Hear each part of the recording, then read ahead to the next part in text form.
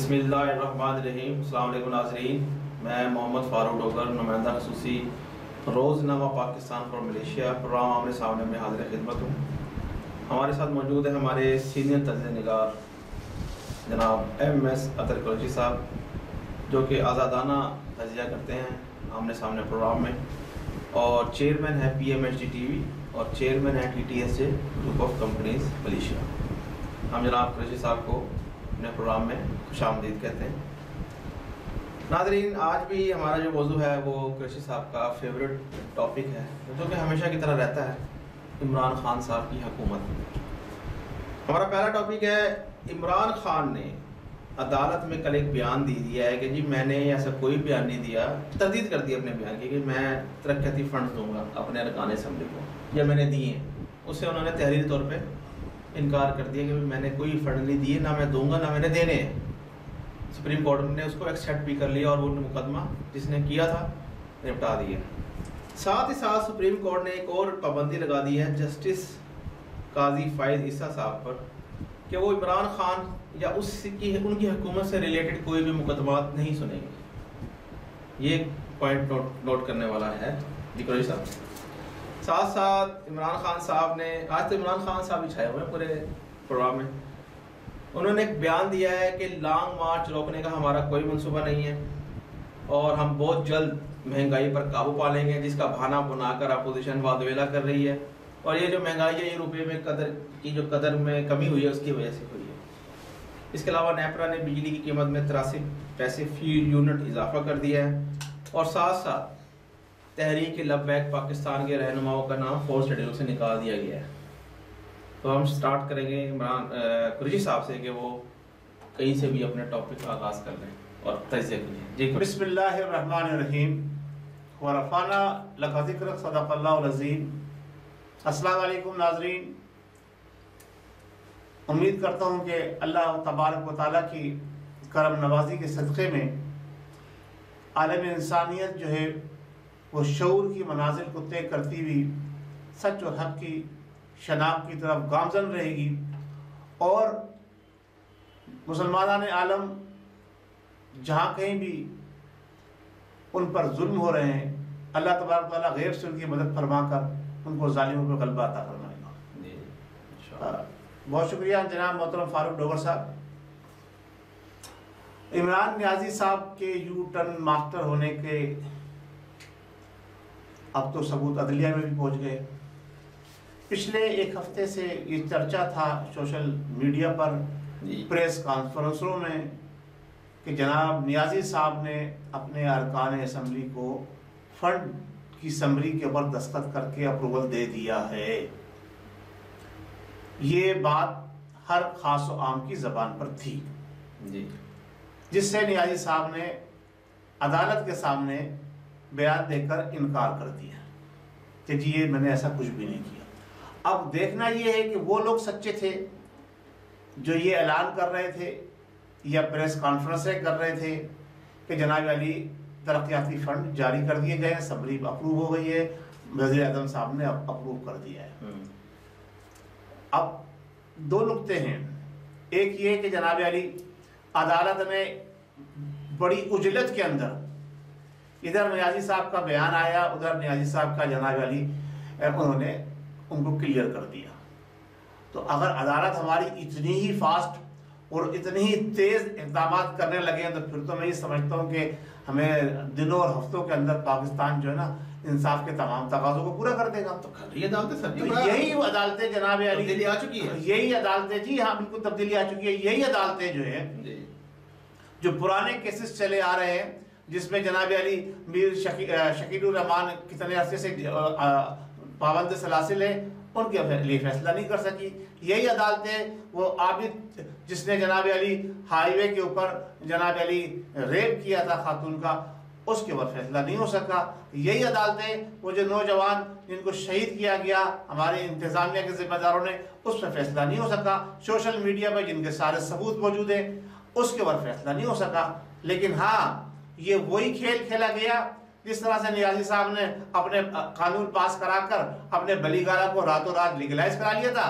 यहाँ भी जनाब अली उन्होंने अदालतों को क्या मक्खन लगाया, क्या उन्होंने अदालतों के साथ और हमारे जज साहिबान के साथ हुस्न सलूक किया, या कौन सा उनको एनआरओ दिया, या कौन सा उनको जनाब अली वादे बैत किए कि रातों रात जनाब अली उसका फैसला और क्लियर होकर आ गया। अच्छा, यही अदालतें एक तरफ इमरान नियाज़ी साहब के लिए इतनी जल्द फैसले करती है और दूसरी तरफ बड़ा मज़ेदार बात है, अदालत अपने ही जिम्मेदार जज को जो है वो नियाज़ी साहब के केस सुनने से रोक देती है। ये एक अजीब सी बात है, ना समझ में आने वाली बात है। अगर आप जस्टिस काजी ईसा फाइज को ये समझते हैं कि वो जानिबदार शख्स है, वो जानबदारी बरतेगा और वो सही फैसला नहीं करेगा, तो फिर आपने उसको अब तक जस्टिस के ओहदे पे क्यों बरकरार रखा हुआ है? मेरा अदालत उज़्मा से सवाल नहीं है, मुझे अदालत से इसका जवाब चाहिए। मैं एक आम आवाम की हैसियत से ये सवाल कर रहा हूं कि एक नाअहल शख्स को, एक बरकिरदार शख्स को, एक बदतहजीब शख्स को, जो अपने अंदर जिसे कैसे तासुब रखता हो और जो के इस बात का अहल नहीं है कि वो इंसाफ के तकाज़ों को पूरा कर सके, बात करने दीजिए सर मुझे, जो इंसाफ के तकाज़ों को पूरा ना कर सके, उसको आपने कैसे जस्टिस बरकरार रखा हुआ है? आपका ये फैसला कि वो इमरान नियाज़ी साहब का मुकदमा नहीं सुनेंगे, ये इसी बात की अलामत है कि आप उनसे मुतमईन नहीं है।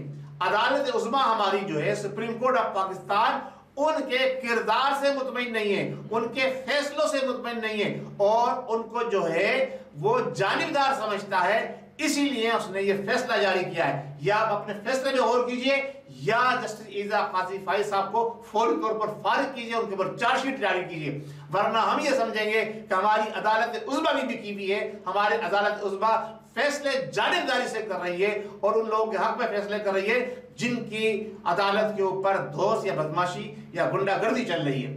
दूसरी बात ये, एक तरफ आप जस्टिस काजी ईसा फाइज साहब को कहते हैं कि जनाब अली वो फैसले नहीं सुनेंगे, दूसरी तरफ दूसरा रुख देखिए, अदालत उज़्मा के जिम्मेदार हो, दूसरा रुख देखो, दूसरी तरफ पूरी अपोजिशन, क्या नाम है उनका, साबिक जस्टिस अज़मत सईद शेख साहब, जिनको ब्रॉडशीट के कमीशन का जो है वो बना दिया गया है, सरबरा बना दिया गया है। और सरबरा क्या बना दिया? एक रुकनी कमेटी बनाई गई है। कहीं एक रुकनी कमेटी होती है, और ये वही शख्स है जो नवाज शरीफ के खिलाफ पहले फैसले दे चुका है। तो क्या आप इस रिटायर्ड जज को और इस मौजूदा हाजिर जज को एक तनाज़ुर में नहीं डालते? क्या वो शख्स जो नवाज शरीफ की हुकूमत के खिलाफ पहले फैसले दे चुका है, आप उस मुतनाज़ा शख्स जिसको पूर्व अपोजिशन तमाम जमातें मुस्तरद कर चुकी हैं, उसको आपने बरकरार रखा हुआ है? इस पर सो मोटो नोटिस लेके हमारी अदालत उज़्मा ने उसको क्यों नहीं रोका? इस फैसले को कालादम करार क्यों नहीं दिया? आपने नया एक कमीशन बनाना चाहिए और फौरी तौर पे 3 से 5 अफराद लेकर उसमें उन लोगों के भी नुमाइंदे लिए जाएं जो इस केस के अंदर जो है शामिल है, ताकि उन्हें ये कहने का मौका ना मिले कि जनाब अली हमारे साथ नाइंसाफी हुई है। ये दोहरा मेयार अदालत का, ये मदीने की रियासत की अदालत है, ये इस नए पाकिस्तान की अदालत है। हमें शर्म आती है कि हमारी अदालतें उज़्मा ऐसे फैसले करती है। अगर आप सो मोटो नोटिस लेना चाहते हैं तज़हीक अदालत का, हमें कोई गम नहीं है, हम हाजिर होने के लिए तैयार हैं। आप दीजिए नोटिस, आप ऐसे फैसले ना कीजिए जिसकी वजह से आप अदालत उज़्मा के इस मंज़र पे जिस पे आप बैठे हैं इसको मुतनाज़ा बना दें, बल्कि आप बना चुके हैं। जो फैसले हो रहे हैं वो अदालत के इस मंज़र को मुतनाज़ा बना चुके हैं। लिहाजा इस पर फौरी तौर पर कार्रवाई की जाए और इन फैसलों को वापस लिया जाए। दो बातें, या तो जस्टिस ईसा काजी फाइज को फायर किया जाए, या फिर उनको उसी तरह से जो एक जज की हैसियत होती है उस तरह से उन्हें फैसले करने का अख्तियार दिया जाए। ये दोहरा मेयार अदालत का नाकाबिल कबूल है। जी फारूक साहब, आपका हो गया? नहीं, तज़किया क्या हो गया? मैं सच्ची बात की है जी, ये हमारे दिल की बात है। सर देखें, बात ये है कि जस्टिस काजी फाइज साहब ईसा साहब जो हैं, उन्होंने उनके खिलाफ एक रेफरेंस दायर हुआ था जो मौजूदा हुकूमत ने किया था कि उन्होंने अपने जो असासे हैं वो छुपाए हैं। एक ज़रा सी बात को उन्होंने अना का मसला बना लिया और अभी तक वो प्रूव नहीं कर चुके हैं, अभी तक प्रूव नहीं कर सके हैं वो। कौन? ये जो जस्टिस साहब हैं हमारे, देखिए अगर वो प्रूफ नहीं कर सके, अगर वो प्रूफ नहीं कर सकते, अदालत उनको गिल्टी समझती है ना, अदालत उनकी गिल्टी समझती है, अदालत उनको फारिग कर दे। इस वक्त इज्जत माफ हमारे जस्टिस नहीं, अदालत उनको गिल्टी समझती फारिग कर दे। ये तो आप तौहीन कर रहे हैं, आप अपने यूनिवर्सिटी सिस्टम की तौहीन कर रहे हैं। आपने इसको एक जस्टिस मुकर्रर किया हुआ है, यानी उसका मेयार दोहरा है।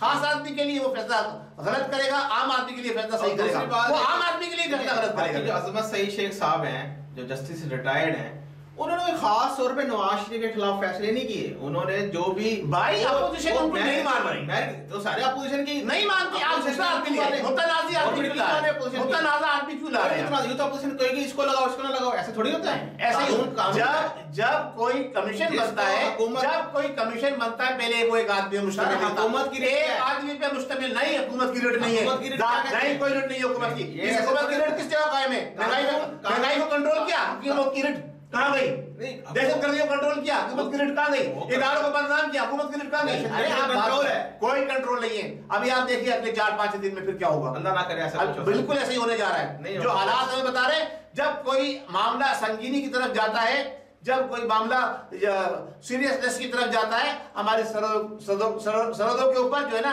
वो सिचुएशन जो है ना वो खराब हो जाती है। ये तो हो गया। दूसरी बात ये प्राइम मिनिस्टर इमरान खान साहब ने अपोजिशन को साफ कह दिया कि भाई आप जितने मर्जी लॉन्ग मार्च कर लें, हमें कोई फर्क नहीं पड़ने लगा। और जहाँ देखिए एक मिनट पहले, और दूसरी महंगाई की बात, वो एक राग लाते हैं महंगाई महंगाई महंगाई महंगाई। और भाई मेरे, महंगाई जो हो रही है ना, ये इस वक्त हो रही है रुपए की कदर जो बहुत ज्यादा गिर चुकी है, उसकी वजह से गिराई है। किसकी गलत पॉलिसी? ये पिछले यार 3 साल से पिछली हुकूमत की पॉलिसी चल रही है। आप मजाक नहीं किया करें, आप सही बात किया करें। हुकूमत नाअहल है, किसी चीज पे कंट्रोल नहीं है, कोई चीज इनके काबू में नहीं है, महंगाई बढ़ती चली जा रही है, रुपए की कीमत गिरती चली जा रही है, हुकूमत की गलत पॉलिसियों की वजह से। नहीं, गलत पॉलिसी नाअहल हुकूमत के नाअहल जिम्मेदार, नाअहल लोग और लोटे लोग लोटों को इकट्ठा करके अपने साथ रखा है। मेरी तो सुन ले, इमरान खान साहब ने कहा है कि इंशाल्लाह हम बहुत जल्द महंगाई पे काबू पा लेंगे और इन लोगों की ज़बानें बंद कर दी जाएंगी। ज़बानें बंद कर दी जाएंगी जी। सुनिए, फारूक साहब के बनबारे ज़बानें बंद कर दी, यही हुकूमत काम कर रही है, हर एक की ज़बान बंद करने वाली है। अब आवाम की ज़बान बंद, देखिए आवाम की माएं बहनें जो हमारी लेडी हेल्थ वर्कर थी, कितने दिन वहां बैठी रही? और सर वो तो उनका यहाँ क्या मजाक कर रहे हैं यार। मदीने की रियासत का खत्म हो चुका, मदीने की रियासत का तस्वुर देने वाली हुकूमत, 126 दिन का धरना देने वाली हुकूमत, वो तो एक जाबिर के खिलाफ थी ना। यार आप गलत बात ना करें, जाबिर कौन था यार? सर यही ये काबिज है, वो जाबिर था तो ये काबिज है, कोई अवाम ने मुंतखब नहीं किया। अवाम ने अगर मुंतखब किया होता, अवाम ने अगर मुंतखब किया होता, ये अवाम की सुनवाई करता। अगर ये अवाम में उन औरतों के ऊपर इन्होंने लाइट पानी बिजली बंद कर दिया। अभी जो सरकारी मुलाजिम आए उनके शेयरिंग शुरू कर दी। यार ये वजीर दाखिला क्या बन गया? वो शायर दस्तूर पे क्या करने आ रहे हैं? शायर दस्तूर पे दुनिया के बदमाशी करके शायर दस्तूर बैठे हुए थे। अब पूरी दुनिया में अदालत की तौहीन करी, अदालत के ऊपर सारी नंगी शलवार लटका दी उन्होंने, पीटी पे हमला कर दिया। उस वक्त जायज था, ये करे वो जायज है। वो देखे वो नहीं, ये करे जायज है, ये करे जायज है। सरकारी मुलाजिम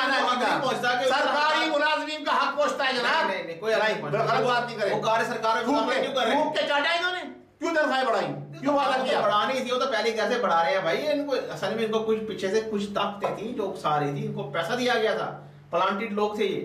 सबूत की बात कीजिएगा, आप सबूत की बात कीजिएगा। नहीं ये बोझ आ जाएगी, कोई नहीं कर रहे। मेरे हिसाब से इनको धमकाया भी गया है, मैं भी कह रहा हूँ धमकाया भी गया, उन खातिन को भी धमकाया गया है, और शेख रशीद ने खुला धमकी दी थी यार, मीडिया में आके धमकी दी। आप क्या बात कर रहे हैं यार? वो रिकॉर्ड पे मौजूद है धमकी, सरकारी मुलाजिमीन को रिकॉर्ड पे धमकी। आपको क्या हक पड़ता है मुलाजिम को धमकी दे? धमकी देनी अदालत ने क्यों नोटिस नहीं लिया शेख के खिलाफ? छितर मारने इस क्या नाम है भाट के खिलाफ अब तक क्यों नहीं एक्शन लिया अदालत? बल्कि उनको छितरों से मारना चाहिए था। क्यों भाई?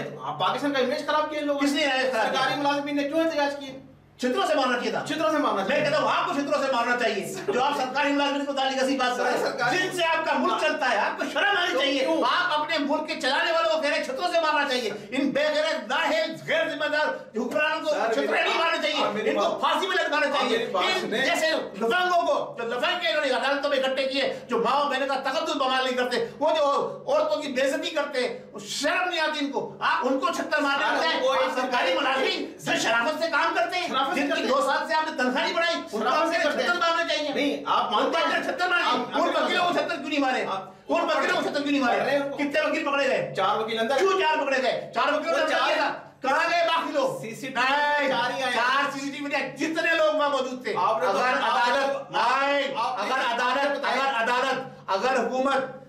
अगर हुकूमत सच्ची है, अदालत हमारे जज साहिबान सच्चे हैं, तो सबको गिरफ्तार किया जाए, उनके चेहरे शनाख्त किए जाए। जिस तरह नहीं सुन लीजिए, मेरी बात पूरी करने दीजिए यार। जिस तरह से जब कोई मुजरिम पकड़ा जाता है तो उसके ताने बाने निकाले जाते हैं कि भाई तुम्हारे साथ वारदात में कौन कौन शामिल था, प्लानिंग में कौन जिम्मेदार था, प्लानिंग किसने की, कहां प्लानिंग हुई, ये सारी चीजें वहां निकलवाई चाहिए, इनसे उगलवाई जाए। इन वकीलों को 76 मार के, जैसे आप कह रहे हैं, इन वकीलों को 76 मार के इन्हें अदालत उस्मा का तकद्दुस पामाल किया है, इनको 76 मार के इनसे उगलवाया जाए। जितने इनके साथी थे, जितने लोग भी उस जुलूस की शक्ल में वहां पहुंचे थे, सब के सब गिरफ्तार होने चाहिए, सबकी जमानतें जब्त होनी चाहिए। सब नहीं पकड़े गए, 4 आदमी पकड़े हैं सर। वो ये दिखाने के लिए पीपल्स पार्टी, नून लीग, हमें इससे कोई सरोकार नहीं, वही लोग थे, हमें इससे कोई सरोकार नहीं है कि पीटीआई के थे, पीपल्स पार्टी के थे, नून लीग के थे। जितने लोग थे सबको गिरफ्तार करें, वरना वो 4 भी छोड़े जाएं। आप तो सर मुझे भी चित्र, वो 4 भी छोड़े, बिल्कुल। आप सरकारी मुलाजिम को कहते छितर पड़ने चाहिए, हक मांगने जो है तो छितर पड़ने चाहिए। सरकार हक नहीं दे रहे, आपके छितर पड़ने चाहिए। आपने गलत जुमला इस्तेमाल किया, आप अपने अल्फाज वापस ले, मैं आपके साथ प्रोग्राम में नहीं बैठूंगा आइंदा। आप अपने अल्फाज वापस ले, आपके साथ प्रोग्राम में नहीं बैठूंगा आइंदा। अब ये देखिए ना, बिल्कुल नहीं बैठूंगा। आप गलत काम कर रहे हैं, आप गलत काम कर रहे हैं। आप अपने अल्फाज वापस ले। नहीं, आपने जो हक मांगने आया आप उसको कहते 76 मारो। नहीं, उनको आप अपने अल्फाज वापस ले। नहीं, ये बताया नहीं, आप अपने अल्फाज वापस ले। मैं बात नहीं करूंगा, आप ये बताएं, मैं बात नहीं करूंगा आपसे। आप अपने अल्फाज वापस ले। आप सिर्फ ये हक मांगने वाले को आप कहते 76 मारो। नहीं, जो गासिब है आप उनको कहते जनाब उनको रास्ता दो। वाह भाई वाह। आप ये बताएं, नहीं, बिल्कुल नहीं, मैं बात नहीं सुनूंगा इस तरीके से। आप अपने अल्फाज नहीं, नहीं, बिल्कुल गलत है, आपके अल्फाज गलत है। नहीं, आपने तौहीन की है सारी सरकार की। नहीं, मैंने बिल्कुल आप जो हक मांग रहे हैं, जो हक मांग रहा है, साधु को दे दो, हक मांग रहा है, आप दे तो दिए। जब दे दिया तो फिर आप कहते दे तो दिया। पहले भी दे रहे थे, आप कहते 76 पहले नहीं दे रहे थे, वो पागल थे जो इतनी दूर दूर से चल के आए थे, चारों सूबों से इकट्ठे होकर आए थे। कोई चारों सिर्फ इस्लामाबाद के थे, चले सारे इस्लामाबाद के सही, सेक्रेटरीट के सारे सेक्रेटरीट के सही, चले ठीक है, सारे वहीं के सही। आपने कैसे कहा कि 76 मारना चाहिए? अपने अल्फाज वापस ले। आप नहीं, आप मेरे अल्फाज नहीं, आपने अल्फाज वापस लेने होंगे। Sorry sir. नहीं, तो अगर जो उन्होंने हरकत की है वो कोई गलत हरकत नहीं की, उन्होंने हक मांगा। आप 126 दिन बैठ के उनकी ईंट से नहीं बजा सकते हैं। आपको 70 नहीं पढ़ने चाहिए तो उस वक्त नहीं, उनको ही पढ़ना चाहिए। तो फिर सरकारी मुलाजिम को 76 पढ़ना चाहिए। आप अपने अल्फाज वापस लेंगे जो मैं आगे प्रोग्राम में आपको बात करने दूंगा, वरना मैं प्रोग्राम ये खत्म करूंगा। चले जी, मैं कुरैशी साहब के कहने पर अपने अल्फाज वापस लेता हूँ जो सरकारी मुलाजिम के बारे में मैंने कहा है। लेकिन मसला सिर्फ ये है कि जो उनका जो वे ऑफ टॉक है ना, बात करने का तरीका, वो गलत था, बिल्कुल गलत था। मैं भी कह रहा हूँ, वो भी कह रहा हूँ, उस तरह पे सजा के मुस्तहिक हैं। हम ये सरकारी मुलाजिम हैं, गलत बात कर रहे हैं। सर, सरकारी मुलाजिमीन है भाई, सजा के मुस्तहिक वो लोग भी हैं जो नाजायज तरीके से हुकूमत के अंदर बैठे हुए हैं। सर, वो तो आपने खुद पुराना खोल दिया। आपकी हुकूमत ने खुद अभी वीडियो जारी की है, जिन लोगों ने पैसे लिए वो तो कौन लोग थे? वो सजा क्यों नहीं हुई? सजा क्यों नहीं हुई? निकाली क्यों? सजा क्यों नहीं हुई? सजा होगी, निकाल सजा हुई। पार्टी ये सजा है, पार्टी से निकाल दिया। वाह भाई वाह, ये सजा है। चोरों की डाकों की ये सजा है, निकाल। फिर आप अपोजिशन की लगे नहीं, उनको तो किसी ने खुशी रिश्वत लेना जुर्म है या नहीं है? वो तो जुर्म है, लेकिन पाकिस्तान में रिश्वत लेना जुर्म है या नहीं है? नहीं, पाकिस्तान के कानून के मुताबिक पाकिस्तान का सुप्रीम लॉ, हुकूमत चाहे तो फैसला ले सकती है, सुप्रीम लॉ कुरान और सुन्नत है। नहीं, उस वक्त तो हुकूमत नवाज शरीफ की। अरे अब लेते ना, आपकी हुकूमत थी भाई, आपकी हुकूमत में सेनेटरीज का इसके मामला खान ने तो जो एक्शन ले सकता था भाई। 2018 में ये हुआ है, इमरान खान ने फैसला लिया है, इमरान खान ने उनको पार्टी से निकाला है, सजा क्यों नहीं दी? उनकी जायदाद जब्त क्यों नहीं की? उनको दोबारा पार्टी में शामिल किया, दोबारा क्यों नहीं किया? नहीं, कोई नहीं शामिल किया। ये झूठे लोग हैं। इमरान नियाज़ी सबसे बड़ा झूठा है, झूठों का सरदार है। सरदार का भी बड़ा सरदार है। झूठों के जितने सरदार हैं, झूठों के जितने सरदार हैं, 100 बातों को मिला के, उन सरदारों का बड़ा सरदार ये इमरान नियाज़ी, इमरान खान साहब जी। सर, अभी तक तो सच ही बोलते चले आ रहे हैं। जितना सच बोला है वो सामने आ रहा है ना, देख लेना। अच्छा, दूसरी अभी नेपरा ने बिजली की कीमत में 83 पैसे फी यूनिट इजाफा कर दिया। छोड़ दे, इस टॉपिक पे बात नहीं करते। तो रोना आवाम का रोना है। आवाम का क्या आपका दर्द है? आप 70 लगवाए, आवाम अगर निकल के जाए। आवाम का क्यों लगवाए जी? आप आवाम को भी लगवा सकते हैं। आवाम में और सरकारी मुलाजिम में फर्क है। मेरे भाई बात सुनिए, ये मुल्क जो ना ना सरकारी मुलाजमीन ने बनाया था, ना जो इस वक्त जिम्मेदार बैठे हुए बड़े बड़े हमारे सर के ऊपर सर के ताज बने बैठे ना उन्होंने बनवाया। बात ये है कि ये मुल्क अवाम ने बनाया था, ये मुल्क अवाम का है, और ये मुल्क अगर अवाम को इस तरह से उलझा के रखा हुआ है कि अवाम अपना हक समझ नहीं पा रही है। सही बात, सही है। अवाम के पैसों पे पलने वाले ये बड़ी बड़ी तनख्वाहें लेने वाले लाखों रुपए की अवाम के टैक्स से इनको तनख्वाहें दी जाती हैं, ये अवाम के ऊपर जो है ना अजदह बने बैठे हुए हैं। इन्होंने जनाब अली अवाम को जो ना जकड़ा हुआ है महंगाई के जाल में, सही है, परेशानियों के जाल के अंदर। अवाम ने मुंतखब नहीं किया मेरे भाई, आप फिर वही बात कर रहे हैं। ये नामजद है, अवाम ने मुंतखब नहीं किया है। अच्छा, ये नामजद है। अगर इनको अवाम ने मुंतखब किया होता, इन्हें अवाम की फलाह बहबूद का सबसे पहले ख्याल होता। पिछली हुकूमतों ने भी किसी तरह से महंगाई को तो कंट्रोल किया होता। चोर भी थी, डाकू भी थी, खा भी रही थी, अपने पेट भी भर रही थी, सारा पैसा बाहर भी ले गई थी, फिर भी महंगाई पे कंट्रोल किया होता। ये ना सारे चोर है, ना ये डाकू है, ना ये सारा पैसा अपनी जेबों में भर रहे हैं, महंगाई बढ़ती चली जा रही है। वो तो रुपए की किधर यार, रुपए की कीमत इसलिए क्यों पहले तो रुपए की कीमत इसलिए क्यों हो रहा है? पहले तो इसलिए हो रहा था कि चोरी डाके बेईमानी धोखा नहीं हो रही थी, पैसा गजब किया जा रहा था। पहले रुपया इसलिए गिर रहा था इसलिए बढ़ा था कि पैसा बाहर जा रहा था। अब तो पैसा बाहर नहीं जा रहा मेरे भाई, अब तो चोरियां नहीं हो रही, अब तो डाके नहीं पड़ रहे, अब तो सारा पैसा लग रहा है। कि मेरे कत्ल के बाद उसने जगह से तोबा, हाय उस दूध पशेमा का पशेमा होना है। नहीं वो तो सर वो उन्होंने कह दिया कि महंगाई पे हम काबू पा लेंगे। हम नहीं मानेंगे आपकी बात को, आप झूठे हैं, माननी पड़ेगी, आप झूठे हैं, माननी पड़ेगी। झूठा प्राइम मिनिस्टर, हमारे झूठा प्राइम मिनिस्टर, बिल्कुल बेएतबार प्राइम मिनिस्टर, धोखेबाज प्राइम मिनिस्टर, गैर जिम्मेदार प्राइम मिनिस्टर। उसको यही नहीं पता होता कि उसने कब क्या बोलना है क्या नहीं बोलना। ऐसे नाहिल शख्स को जो है हमारे ऊपर मुसल्लत किया है हमारे इदारों ने। जी आगे चलिए। बिजली की कीमत बढ़ती रहेगी, अवाम जब तक आप जैसे लोग जो इन जैसे लोगों को शेयर देते रहेंगे, इनके काले करतूतों को ऑन करते रहेंगे, अवाम इसी तरह महंगाई की चक्की में पिसती रहेगी। अब इन्होंने धोखाधड़ी करके एक दफा फिर, अब तहरीक लब्बैक वालों पे अगले प्रोग्राम में बात करूंगा मैं। चले वो फिर वादे के बाद उनके नाम जन्म के रहनुमाओं के नाम 4th शेड्यूल से ये एनआरओ है, यही एनआरओ है। क्यों निकाला? यही तो एनआरओ है। ना लेते क्यों है भाई? वो तो उन्होंने ले लिया, यही तो एनआरओ है। ये अपनी हुकूमत बचाने के लिए, अपना धर्म तख्ते से बचने के लिए उनको एनआरओ दे दिया इन्होंने, यही एनआरओ है। इसी में बात करना चाह रहा था, टाइम कम है आपके पास इसलिए मैं कह रहा हूं, ये इन्होंने एनआरओ दिया है तहरीक लब्बैक वाले को। ये नियाजी साहब ने कहते ना मैं एनआरओ नहीं दूंगा, कुछ भी हो जाए, मर जाऊंगा, फिर जान चली जाए, मैं मर जाओ जान जाए, हमारी जान छूटे तुमसे भाई।